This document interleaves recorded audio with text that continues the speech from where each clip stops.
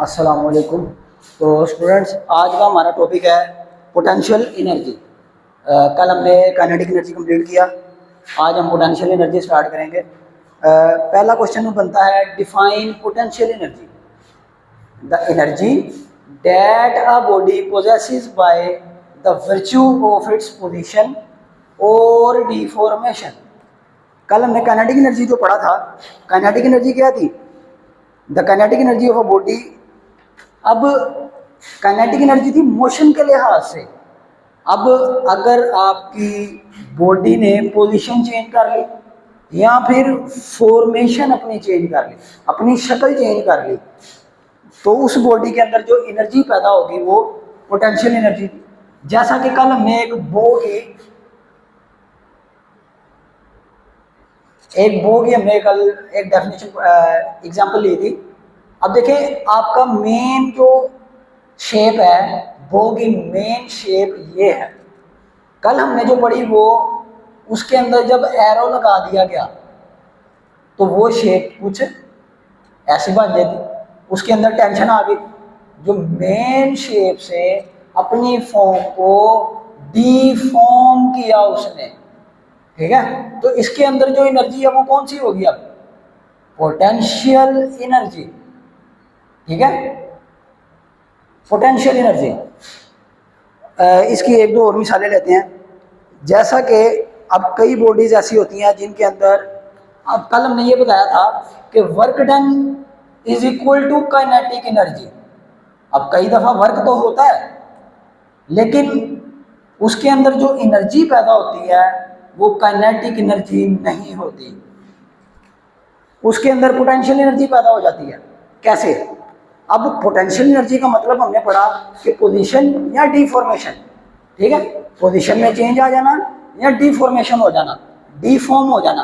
अब देखें, इस बो को आपने डिफॉर्म किया, या कह लें इसकी पोजीशन को चेंज किया। ठीक है ना, तो इसके अंदर जो अब एनर्जी पैदा होगी वो काइनेटिक एनर्जी नहीं, पोटेंशियल एनर्जी होगी। उसके बाद देखें, अब इसको काइनेटिक एनर्जी को हम कैसे रिप्रेजेंट करते थे? एनर्जी छोटा सा के लगा दिया। अब पोटेंशियल एनर्जी भी सेम टू सेम, बिल्कुल ऐसे ही एनर्जी का ए लगा दिया आपने, स्मॉल पी। ठीक है, पोटेंशियल एनर्जी। अब इसकी आगे डिफरेंट टाइप्स हैं। काइनेटिक एनर्जी तो बिल्कुल एक ही चीज़ थी, काइनेटिक एनर्जी बस। अब आगे पोटेंशियल एनर्जी मुख्तलिफ किस्म की हो सकती है।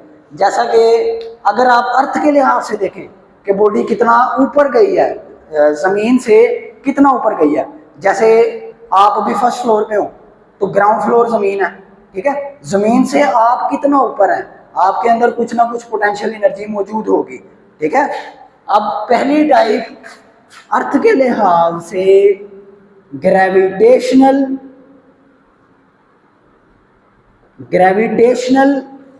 Potential energy. ठीक है, gravitational potential energy.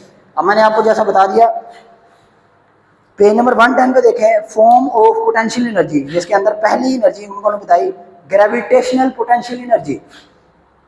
There are many forms of potential energy. The energy possessed by an object by virtue of its position related to gravity, gravity of earth, related to gravity of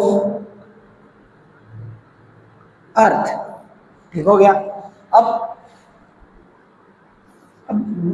तमाम चीज़ें जो भी इस ज़मीन की gravity के असर में है वो तमाम पोटेंशियल एनर्जी रखती हैं। ठीक है, अब नेक्स्ट टाइप देखें, इलास्टिक पोटेंशियल एनर्जी। इलास्टिक से आपको नाम से पता लग जाएगा, इलास्टिक जो अपने अंदर इलास्टिसिटी रखती हैं। इलास्टिक पोटेंशियल एनर्जी वो तमाम चीज़ें जो अपने अंदर इलास्टिसिटी रखती हैं, यानी कि स्ट्रिंग या स्प्रिंग। ठीक है, स्ट्रिंग में थोड़ी पोटेंशियल एनर्जी होती है, लेकिन स्प्रिंग जो बहुत ज़्यादा इलास्टिसिटी रखता है। अब उसको कंप्रेस भी किया जा सकता है और स्ट्रेच भी किया जा सकता है। स्ट्रिंग को इतना स्ट्रेस नहीं कर सकते हम और कॉन्ट्रैक्ट भी इतना नहीं हो सकता, लेकिन स्प्रिंग बहुत ज़्यादा आप स्ट्रेच भी कर सकते हैं और बहुत ज़्यादा आप स्ट्रेच भी कर सकते हैं, कॉन्ट्रैक्ट भी कर सकते हैं और स्ट्रेच भी कर सकते हैं। नेक्स्ट पोटेंशियल एनर्जी देखें।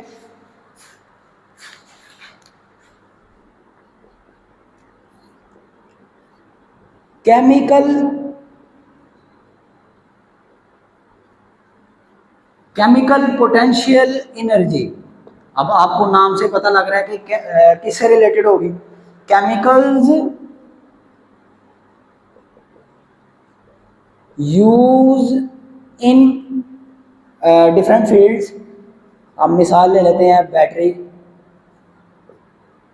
या लैब्स में जो यूज होते हैं, जितने भी केमिकल रिएक्शंस हैं वो सारे किस में पढ़े जाते हैं, केमिकल पोटेंशियल एनर्जी में। ठीक है, उसके बाद आ जाती है थर्मल या इंटरनल। थर्मल को हीट भी कहते हैं। ठीक है, थर्मल का दूसरा नाम हीट एनर्जी है। और उसके अलावा एक और है न्यूक्लियर। ठीक है, न्यूक्लियर एनर्जी या nuclear potential energy. Nuclear potential energy में क्या होता है, बाकी ये तो नाम से ही सिंपल जाहिर हो जाती है, थर्मल है, हीट है, हीट से रिलेटेड जितनी भी अब बहुत सारी चीज़ें टेम्परेचर चेंज करने से ऊपर उठ जाएगी। जैसा कि हॉट एयर बलून होता है, वो उसके अंदर हीट एनर्जी पैदा होगी और वो हवा में उड़ने लग जाएगा। ठीक है, इसके अलावा न्यूक्लियर एनर्जी में देखें। अब न्यूक्लियर एनर्जी में ये है कि उसके अंदर थोड़ी बहुत एनर्जी ऑलरेडी मौजूद है। ठीक है, लेकिन अब उसमें पोटेंशियल एनर्जी का क्या ताल्लुक है न्यूक्लियर एनर्जी के साथ। न्यूक्लियर तो बिल्कुल अलग से हीट की एक किस्म है। ठीक है, न्यूक्लियर एनर्जी बिल्कुल एक अलग एनर्जी की एक टाइप है, लेकिन उसका पोटेंशियल एनर्जी से क्या रिलेशन है। The energy in the nuclei, वो जो न्यूक्लियर एनर्जी है वो न्यूक्लियाई में पैदा होती है, न्यूक्लियाई में मौजूद होती है। लेकिन जब उसको हीट अप किया जाता है, जब न्यूक्लियर बॉम्ब का अटैक होता है, उसके अंदर आप चीज को हीट अप करते हैं। जब हीट बढ़ जाती है उसके अंदर, उसी को आप क्या कहते हैं, हीट में चेंज आ जाना या सम अदर रेडिएशंस का पैदा होना, उसको आप क्या कहते हैं, this is called nuclear fusion. Nuclear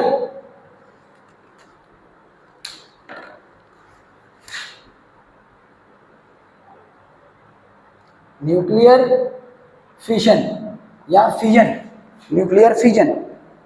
अब आगे देखें पोटेंशियल एनर्जी का फार्मूला। अब हमने जितना भी देखा, पोटेंशियल एनर्जी में वेट का रिलेशन बहुत ज्यादा है। ठीक है, अब पोटेंशियल एनर्जी में देखें, potential energy is equal to W यानी कि वेट, और इसके अंदर आप हाइट भी देखते हैं, कितना वेट है और कितना ऊंचा है, जमीन से कितना ऊपर मौजूद है। अब उसके अलावा देखें वेट का फार्मूला क्या होता है, मैस इनटू ग्रेविटी, और साथ में आप हाइट बता देंगे। अब ये आपके पास फार्मूला आ गया। अब देखें पोटेंशियल एनर्जी भी तो एनर्जी की एक किस्म है ना, एनर्जी का यूनिट ही इसका भी यूनिट होगा। लेकिन आप देखें, आप जब जॉउल में देखें तो आप ये किलो जॉउल्स में देखते हैं, क्योंकि एनर्जी बहुत ज़्यादा होती है। आप डायरेक्ट अगर जॉउल में देखें तो वो आपके पास 1 × 10⁶, 7, 8 तक भी आ सकता है। अगर ऐसे आपके पास आ जाए, आप ऐसे तो लिखते नहीं हैं, आपने अगर ऐसे लिखना हो 178903, अगर आपके पास इतनी बड़ी वैल्यू आ जाए जॉउल में, तो आप डायरेक्ट वैल्यू नहीं लिखते, आप तकरीबन 3 या 6 जीरो लगाकर किलो या मेगा में ले आते हैं वैल्यू को। 178.9 मल्टीप्लाई बाय 10⁶ जूल। अब देखें 178.9 अब मल्टीप्लाई 10⁶ आप देखें प्रीफिक्सेस में मेगा के बराबर होता है, मेगा जाउल। ठीक हो गया। आपने ये यूनिट याद रखना है, यूनिट जाउल है, यूनिट जाउल है, लेकिन आपने 7 प्रीफिक्सेस भी यूज करनी है। ठीक है,